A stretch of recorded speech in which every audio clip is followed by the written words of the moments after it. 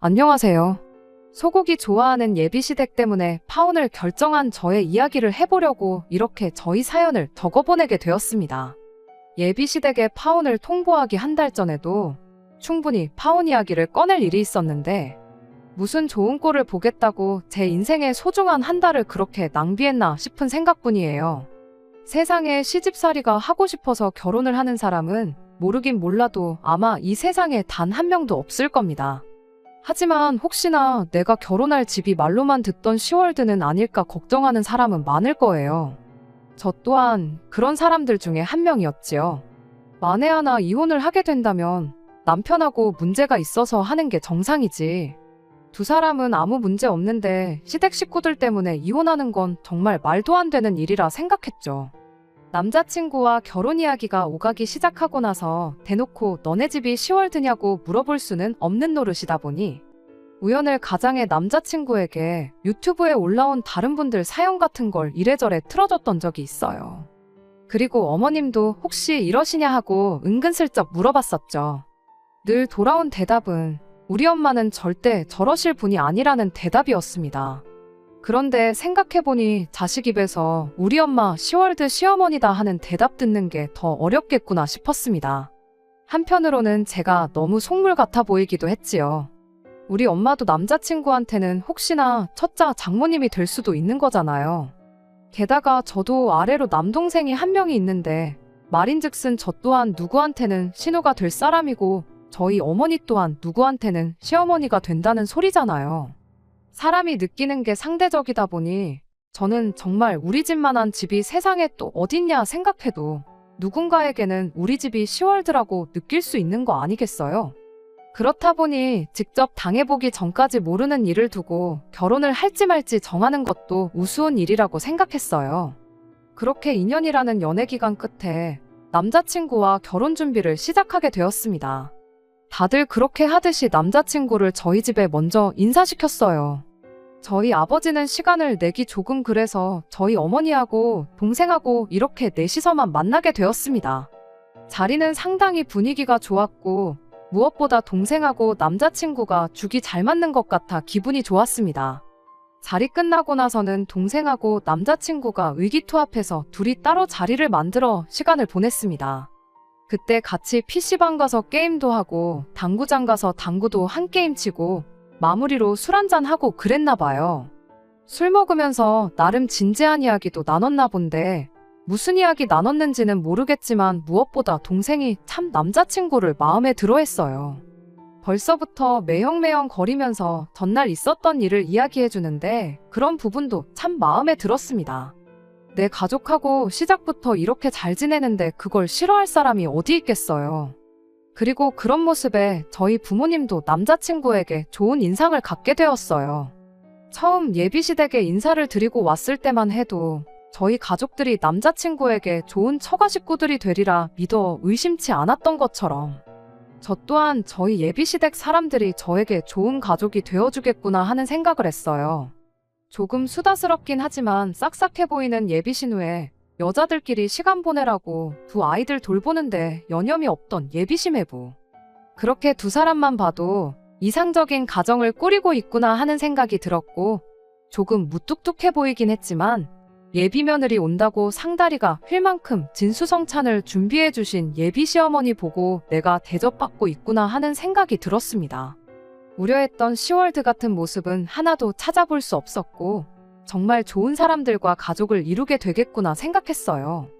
왜 겪어보지도 않고 시월드 시댁을 만나게 될까 두려워만 했나 그런 반성까지 하게 될 만큼 그날 분위기가 참 좋았습니다. 그리고 그날 이후로 남자친구와의 결혼 준비도 속도가 붙기 시작했지요. 그렇게 예비시댁에 처음 인사를 드리고 온 지 며칠 지나지 않아서 양가 상견례를 진행하게 되었습니다. 상견례 장소는 예비 시어머니의 주도로 정해지게 되었는데 정해놓았다는 장소를 듣고 나서 그때 엥? 이건 뭐지? 하는 생각이 들었었어요. 가게 이름이 누가 봐도 동네마다 한두 개는 있을 법한 고깃집 이름이었거든요. 상견례를 꼭 고깃집에서 하면 안 된다는 법이 있는 건 아니었지만 그래도 양가 어른들이 처음 인사를 나누는 자리이니만큼 어느 정도 격식이 있는 자리에서 하는 게 맞는 거 아닌가 싶었거든요. 그런데 대놓고 가게 이름에 정육식당이라는 단어가 붙어 있으니 이건 좀 아니지 않나 싶었죠. 아니나 다를까 남자친구가 설명해 주기를 가족들이 자주 가는 단골집인데 자주 가는 곳이니만큼 양도 엄청 많이 주고 정육식당이라 고기도 싱싱하고 좋다고 그렇게 설명을 해주더라고요. 그러면서 덧붙이기를 원래 우리 가족들이 소고기를 제일 좋아한다고 외식을 하러 나가면 거의 10번 중 9번은 고기를 구워 먹으러 갈 만큼 좋아한다고 설명을 하는 겁니다. 한정식이니 코스 요리니 그런 것도 좋지만 이왕 먹는 거 좋아하고 맛있는 거 먹으면서 이야기 나누는 것도 나쁘지 않지 않냐면서요. 남자친구의 대답이 충분한 설명이 되기는 했지만 그게 남자친구 집이 소고기를 좋아한다는 설명뿐이지 여전히 제 생각에는 그래도 상견례인데 조금 분위기 있는 곳으로 가고 싶은 욕심이 있었습니다. 인터넷에 검색을 해보니 의외로 생각보다 고깃집에서 상견례를 하는 집이 있더라고요. 대신 제 생각처럼 동네마다 있는 그런 일반 정육식당 말고 가격도 조금 비싸고 분위기도 좋은 그런 곳이었습니다. 예비 시어머니가 장소를 섭외하기는 했지만 그래도 앞만 생각해봐도 정육식당에서 상견례를 하는 건 아닌 것 같아 남자친구에게 양해를 구하고 제가 인터넷에서 찾은 상견례 같은 거 자주 한다는 고급 화로구이 집으로 장소를 변경하기로 했습니다. 자리도 룸이 따로 있었다 보니 이야기 나누기도 훨씬 좋겠다 싶었거든요. 가격도 비싸고 예비시 부모님이 자주 간다는 거기에 비교해서 양도 얼마나 더 줄지는 모르겠지만 비용이야 뭐 남자친구와 제가 나눠서 내면 되는 부분이었으니 문제될 건 없었어요. 고기도 최고급 한우의 부위도 선별해서 준다는데 모르긴 몰라도 예비 시어머니가 절대 싫어하지는 않을 거라는 확신이 있었습니다. 이왕 가는 거 장소를 바꾸면 어떻겠냐는 제 제안에 남자친구도 흔쾌히 그렇게 하겠다고 했고요. 그렇게 며칠 지나지 않아서 상견례 당일이 되었습니다. 제가 맘대로 장소를 바꿔서 혹시나 예비 시어머니가 싫어하면 어쩌나 싶었는데 이런 데는 또 처음 와본다며 엄청 좋아하시더라고요. 며느리 덕에 이런 데서 좋은 고기도 다 먹어본다며 기분이 좋아 보이시길래 마음이 놓였습니다. 자리에 앉자마자 난데없이 예비 시어머니가 당신들이 얼마나 고기를 좋아하는지에 대한 이야기를 꺼내왔습니다. 평생 고기랑 밥 둘 중에 한 가지 음식만 먹을 수 있다면 당신들은 고민도 하지 않고 고기를 선택할 만큼 소고기를 좋아한다고요. 한번 외식 나갈 때마다 20-30만 원은 우습게 쓰고 온다고 그래서 그만큼 외식을 자주 못한다고 그런 이야기를 하셨는데 그때까지는 아마 상견례 장소로 굳이 고깃집을 선택한 이유에 대해 저희 부모님을 이해시키고자 그런 이야기를 꺼낸 거라고 생각했어요. 제가 처음 예비시댁에 인사드리러 갔을 때 빈손으로 가긴 뭐해서 과일 바구니를 사가지고 갔었는데 그때 이야기도 꺼내더군요. 굳이 앞으로 우리 집에 뭐를 사가지고 올 거면 다른 거 다 필요 없다고 마트 가면 고기도 선물용으로 포장돼서 나오는 거 있지 않냐고 앞으로는 그런 거 사오면 된다고 콕 집어서 이야기를 하시더군요. 안 해도 되는 쓸데없는 소리를 꺼내시는 게 처음 인사드리러 갔을 때랑은 사뭇 다른 느낌에 조금 당황을 했지만 자리에 모두 앉고 나서 부모님들끼리 사소한 이야기들 나누기 시작하니 그때는 또 별다른 조짐은 보이지는 않았습니다. 잠깐 간단한 이야기를 나누다가 본격적인 이야기는 식사하면서 하자고 직원분을 불러 고기를 주문했어요. 얼마 지나지 않아 직원분이 카트 한가득 테이블 세팅을 가지고 오셨죠. 테이블에 빈자리가 보이지 않을 만큼 여러 가지 정갈한 밑반찬들이 상위에 깔리기 시작했는데 예비 시어머니가 직원분에게 말 한마디를 건네시더군요. 이런 쓸데없는 것들이 다 고깃값에 포함되어 있는 거 아니냐고 쌈채소만 남기고 싹 다 걷어가도 좋으니 고기나 몇 점 더 달라면서 말이죠. 남자친구가 멋쩍었는지 오늘 날이 날이니만큼 비용은 걱정 마시고 드시고 싶은 만큼 드시라 한마디 해주면서 상황을 정리하긴 했는데 그날 예비 시어머니의 기행동은 그게 끝이 아니었습니다. 밑반찬이 깔리고 얼마 지나지 않아서 숯불이 들어왔어요. 고기가 나온 것도 아닌데 예비 시어머니가 집게를 들고는 손잡이가 제 쪽을 향하게 해서 놓더군요. 이어서 고기가 들어왔는데 직원분한테 고기는 저쪽으로 놔주세요 하고는 제가 앉아있는 자리를 가리키셨습니다. 밑반찬 깔린 가지수가 워낙에 많았다 보니 어수선한 게 싫어서 그러시는 건 줄 알았는데 그게 아니었어요. 그 자리에서 고기는 당연히 예비 며느리가 구워야 한다는 일종의 사인이나 마찬가지였지요. 하지만 애초에 예약한 곳이 가격이 있는 곳이었던 만큼 고기는 직원분께서 다 익을 때까지 구워주시는 그런 시스템이었다 보니 제가 고기를 구울 일은 없었습니다. 직원분이 고기는 이쪽에 두고 자기가 구워드릴 거라 그렇게 설명하니 예비 시어머니가 그러냐고 멋쩍게 대답하고 마르셨어요. 그리고 애석하게도 저는 그날 예비 시어머니의 그런 행동들에 대해 전혀 눈치를 못 채고 있는 상황이었습니다.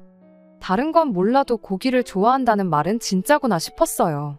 불판에서 고기가 익기가 무섭게 엄청난 속도로 고기를 드시기 시작했거든요.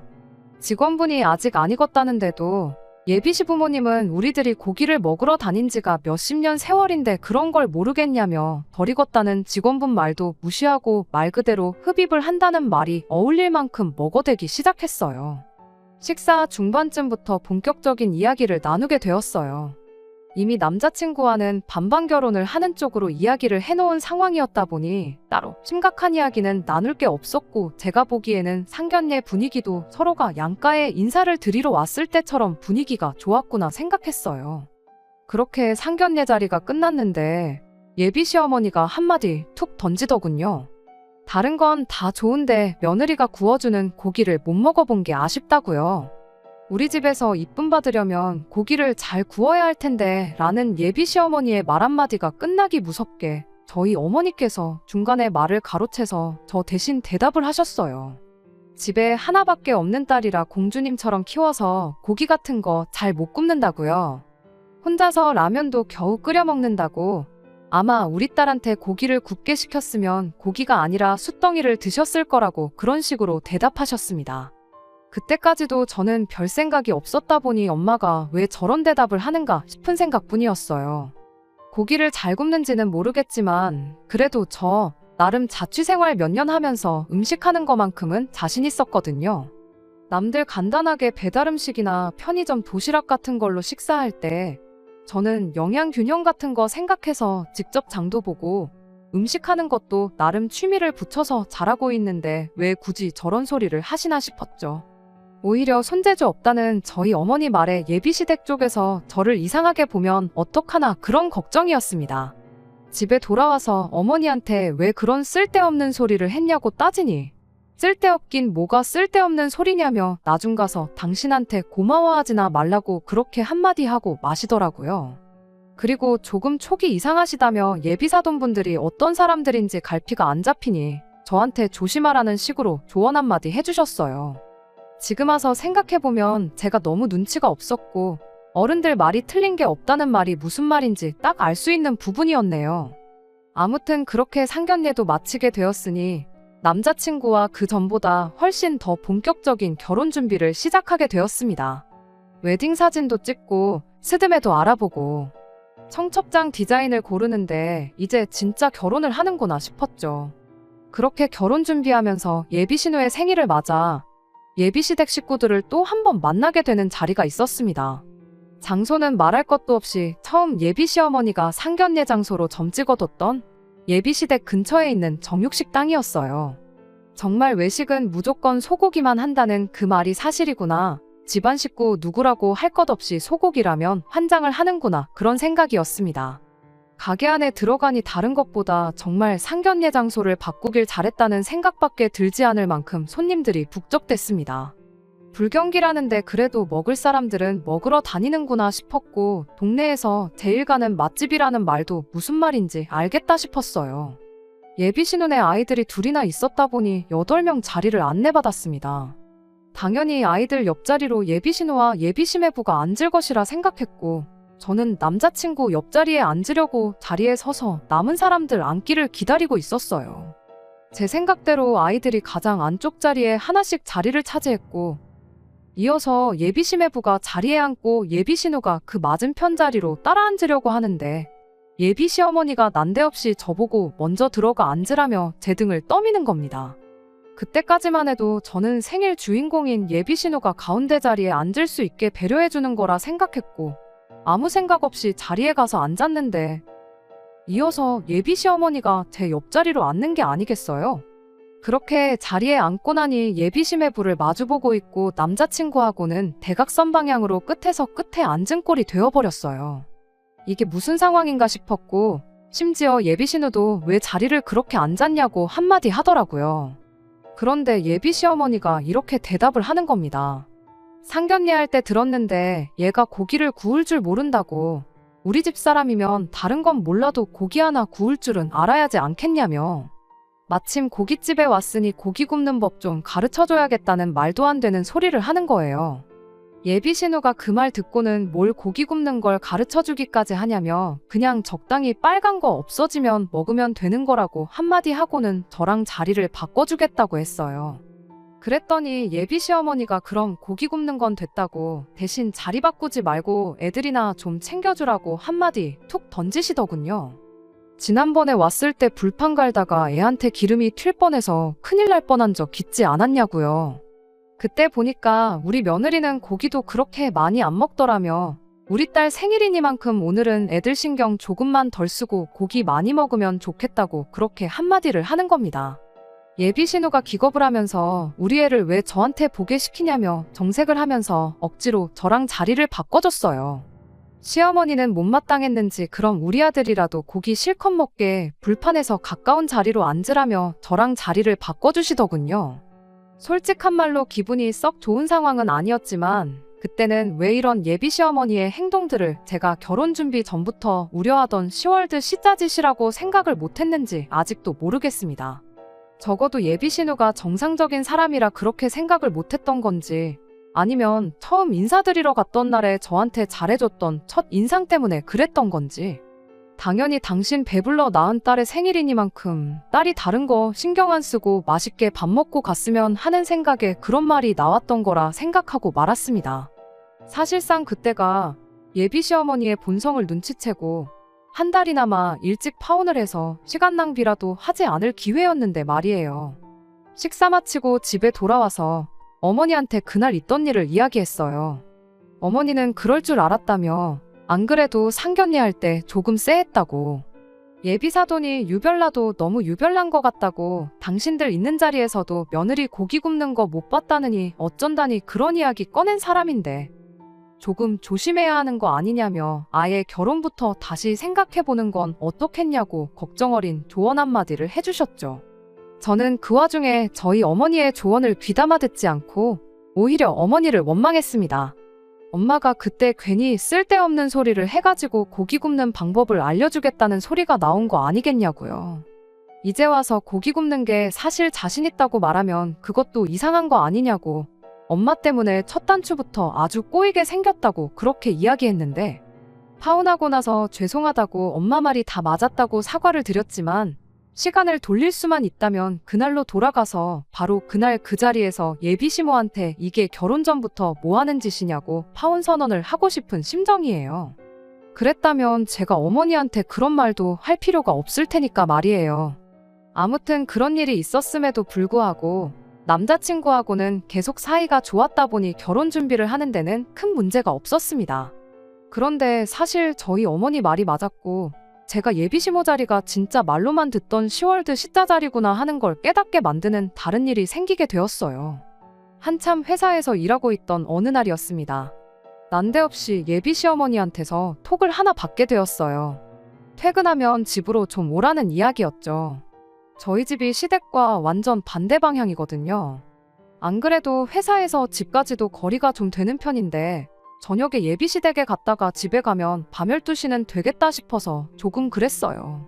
미리 약속이 되어 있는 상황이라면 당연히 가겠지만 갑자기 밑도 끝도 없이 오라고 하니까 왠지 가고 싶지가 않더라고요. 게다가 그 주에 회사 일도 엄청 바빴고 야근도 많았거든요. 게다가 그날이 금요일이었다 보니 피로가 거의 최대치에 달한 시점이었어요. 다른 거 생각할 거 없이 집에 최대한 일찍 들어가서 편히 쉬고 싶은 생각밖에 없었습니다. 그래도 톡으로 못 간다고 대답하는 건 조금 아닌 것 같아서 예비 시어머니한테 전화를 드렸어요. 당장 못 간다고 말하기는 그래서 무슨 일이냐고 먼저 물어봤지요. 예비 시어머니는 친척 집에서 한우 소고기를 엄청 좋은 걸 보내줬다며 아들, 그러니까 남자친구도 퇴근하면 집으로 오라고 불렀으니 저도 딴 데 가지 말고 와서 좋은 고기를 먹고 가라는 소리였습니다. 마침 그날이 금요일이었다 보니 좋게 좋게 차라리 다음 날이 토요일이니 토요일 점심때쯤 해서 남자친구랑 같이 가면 어떻겠냐고 물어봤지요. 제 체력도 체력이지만 그때가 또 저 말고도 남자친구 또한 일이 바빠서 한참 야근을 하던 시기였다 보니 충분히 예비 시어머니가 이해를 해줄 거라 생각했어요. 그런데 예비 시어머니가 이런 고기는 최대한 신선할 때 먹어야지 이득이라며 다른 날은 볼 것도 없고 무조건 그날 퇴근하고 오라고 아주 난리도 아니었어요. 결국 퇴근길에 예비시댁에 가는 쪽으로 이야기가 되었습니다. 그래도 예비 며느리라고 좋은 고기 들어왔는데 자기들끼리만 먹는 게 아니라 저도 먹으라고 불러주고 챙겨주는 게 감사할 따름이었습니다. 예비시댁 근처에서 남자친구를 만나서 같이 갈 생각이었는데 근처에 거의 다 와서 남자친구한테 전화가 왔어요. 남자친구 회사가 예비시댁에서 차로 10분 거리밖에 안 되었다 보니 먼저 도착해서 저한테 어디쯤이냐고 묻는 전화인 줄 알았는데 남자친구가 아직 퇴근을 못했다고 일단 저라도 먼저 집에 들어가 있으라는 소리를 하더라고요. 아무리 그래도 혼자서 가 있기는 조금 불편할 것 같다고 밖에서 기다리겠다고 했는데 남자친구가 날 추운데 밖에서 기다릴 게 뭐 있냐고 아무리 늦어도 30분 정도 차이일 거니 그냥 먼저 들어가 있으라는 겁니다. 근처 카페에라도 가 있겠다고 했더니 어머니한테 벌써 너만 먼저 보낸다고 연락을 해놓은 상태라길래 결국 하는 수 없이 저 혼자 예비시댁에 가게 되었어요. 어차피 혼자서 먼저 먹을 생각도 없었으니 남자친구가 올 때까지 기다리기로 했죠. 그렇게 예비 시어머니와 단둘이 어색한 시간을 보내고 있던 와중에 남자친구가 회사 일이 끝날 기미가 안 보인다며 아무래도 자기는 오늘 못 갈 것 같다는 연락을 받았습니다. 그냥 둘이서 먹으라고 무책임하게 한마디 하고 전화를 끊었어요. 이럴 거면 그냥 고집을 부려서라도 내일 점심에 온다고 할 걸 그랬나 싶었죠. 굳이 예비 시어머니와 단둘이 저녁 식사를 하고 싶은 생각은 따로 없었다 보니 사실 안 먹고 가도 그만이었어요. 내일 다시 오면 어떻겠냐고 말하려던 찰나에 예비 시어머니가 금방 밥 차려줄 테니 밥 먹고 가라고 잠깐 TV라도 보면서 기다리라고 한마디 하시더군요. 결국 내일 다시 오겠다는 말도 꺼내지 못하고 꼼짝없이 식사를 하게 되었습니다. 제가 뭐 도와드릴 거 없냐고 물었더니 금방 차리니까 도와줄 필요 없다고 한사코 제 도움을 거절하시길래 그냥 멍하니 앉아만 있었네요. 그런데 한 5분 정도 지났나 고기 굽는 소리는 나지도 않았는데 예비 시어머니가 와서 밥 먹으라고 한마디 하시더라고요. 고기를 워낙에 좋아하는 집이니 불판이라도 꺼내서 구우시려는 건가 싶었는데 식탁에 가보니 반찬통에 대충 담겨있는 김치에 컵라면 한 사발만 덩그러니 올라와 있었습니다. 이게 무슨 상황인가 싶었는데 예비 시어머니가 나는 벌써 고기 질리게 먹었고 너 혼자만 먹으면 되는데 어차피 한 가족 될 사람들끼리 번거롭게 상 차릴 필요가 뭐가 있느냐며 제 앞에 즉석밥 하나를 꺼내주고는 밥 말아 먹고 싶으면 이거 데워서 말아 먹으라고 엄청 선심 쓰듯 한마디 하고는 저 혼자 내버려두고 예비 시어머니는 혼자 TV를 보러 거실로 쓱 하고 나가는 겁니다. 일단 식탁에 앉기는 했는데 이게 무슨 상황인가 싶고 정말 오만 가지 생각이 다 들었어요. 그리고 그때 깨달았죠. 제가 워낙에 시월드 시자 시어머니 만나는 걸 걱정했던 게 오히려 저한테는 독이 되었단 걸 말이에요. 친정어머니 조언도 그런 게 아니라고 부정하고 애써 저 혼자 우리 예비 시어머니는 좋은 사람일 거라 자기 최면을 걸고 있었을 뿐이었던 거예요. 이미 상견례 때부터 조짐을 보였고 예비 신우 생일 때는 아예 대놓고 결혼 전부터 시짜짓을 했던 건데 저 혼자 그런 게 아니고 다 이유가 있어서 그런 거라고 혼자서 예비 시어머니를 좋은 예비 시어머니로 만들려고 노력했던 제가 다 바보 같더군요. 컵라면이 다 불어터질 때까지 한 젓갈도 뜨지 않고 가만히 자리에만 앉아 있었어요. 그러던 와중에 현관문이 열리는 소리가 나더군요. 현관문을 열고 들어온 건 야근 때문에 못 올 것 같다던 남자친구였습니다. 회사 일이 생각보다 금방 끝나서 저희한테 따로 연락할 틈도 없이 곧바로 달려왔다고 하대요.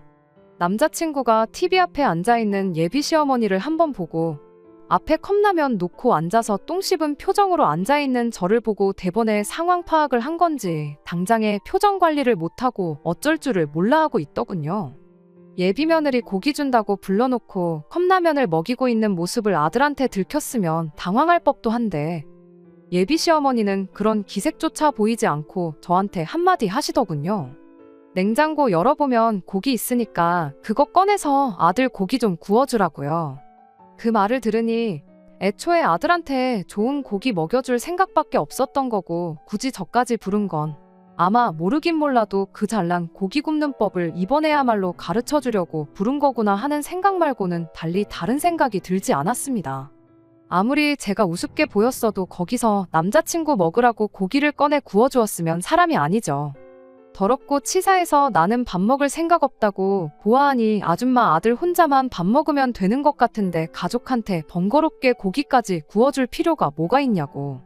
마침 손도 안 댄 컵라면이 그대로 있으니 그거 먹으면 딱 좋겠다 말하고 다 불어터진 컵라면을 남자친구 앞으로 밀어줬어요. 그러고도 속이 풀리지 않아서 먹고 싶으면 데워 먹으라던 즉석밥 포장 뜯어서 데우지도 않고 그대로 풍덩. 컵라면 용기 위에다가 부어버리고 자리에서 일어났습니다. 예비 시어머니가 그걸 보더니 지금 시어머니 앞에서 뭐 하는 짓이냐며 저한테 고래고래 성질을 부리더군요. 그래서 제가 한마디 했어요. 내 시어머니가 어디 있냐고, 내가 미쳤다고 이런 집에 시집와서 며느리 노릇을 하겠냐고 딱 잘라 한마디 했죠.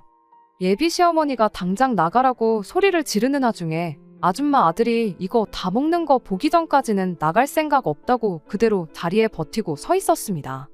남자친구는 그 와중에 그래도 어떻게 상황을 해결해보겠다고 그 다 불어터진 라면에 말라비틀어진 즉석밥을 억지로 컵라면 국물에 적셔서 먹는 신용을 하기 시작했어요. 애석하게도 예비 시어머니 성화에 결국 남자친구가 꾸역꾸역 억지로 먹는 꼴은 끝까지 보지 못하고 집에서 나와야 했습니다. 지하철 타고 집에 가는 길에 남자친구한테 정말 단 1초도 쉬지 않고 계속해서 전화가 왔어요.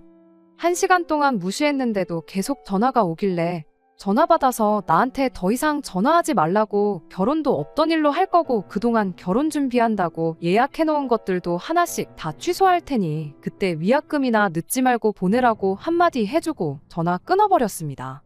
집에 돌아와서 어머니한테 무슨 일이 있었는지 이야기해드리고 제가 엄마 말 안 듣고 고집 부린 거 죄송하다고 사과드렸어요.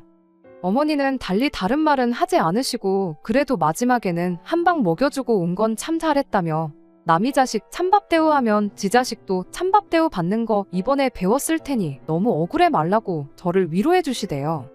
남자친구가 저한테 수십 번 전화할 용기는 있어도 저희 집까지 찾아올 용기는 없었던 걸까요? 그렇게 며칠이 지나도록 남자친구는 제게 전화랑 통 몇 개만 보낼 뿐 어떻게 저희 집까지 찾아와 해명하고 이 상황을 나서서 해결해 보이겠다는 의지를 보여주지 않았어요. 그걸 보니 파혼하길 잘해도 100번 잘했다는 생각이 들었습니다. 나중에 저희 회사까지 찾아온 사람이 한 명 있었는데 그건 예비 시어머니도 아니고 남자친구도 아닌 저의 예비 신우 될 뻔했던 남자친구의 누나였어요. 자기 생일날 있었던 일을 가지고 남자친구한테도 한마디 했고 예비 시어머니한테도 그러지 좀 말라고 한마디 하기는 했는데 상황이 이렇게 된 게 참 유감이라고. 자기가 조금 더 신경을 쓰고 이런 일이 없게 했었어야 했는데 면목 없다고 사과를 하더라고요.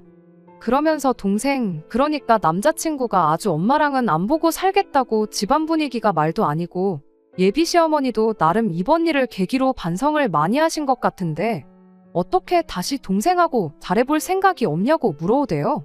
그나마 지난 시간을 돌이켜보면 이 집에서 제일 정상적인 사람이었고 저한테도 잘해준 사람이기는 했지만 제가 예비 신우랑 결혼해서 같이 사는 것도 아닌데 조금 잘해준 거 가지고 기어이 끝이 보이는 이 결혼을 다시 긍정적으로 생각해볼 이유가 하등 없었습니다. 그렇게 확고한 제 생각을 다시 전하고 남자친구하고 결혼은 완전히 없던 일이 되었어요. 지금은 다 털어냈고 속이 다 후련할 따름입니다. 단지 아직도 후회가 되는 건 어머니 말 듣고 진작에 파혼했으면 이 더러운 꼴도 볼 필요 없었고 한 달이나마 시간 낭비할 일도 없었을 텐데 끝까지 고집 부려서 기어이 이 꼴을 봤다는 사실 뿐이에요. 어른들 말 들어서 손해볼 게 없다는 말이 이제는 확실히 이해가 갑니다. 다음번에는 적어도 같은 실수를 하지 않게 되었으니 이 또한 그냥 인생 경험이다 생각하고 앞으로 잘 될 일만 생각하려고요. 끝까지 들어주셔서 감사합니다. 오늘의 사연은 여기까지입니다. 구독과 좋아요, 알람 설정 부탁드리고 더 좋은 사연으로 다시 찾아뵙겠습니다. 감사합니다.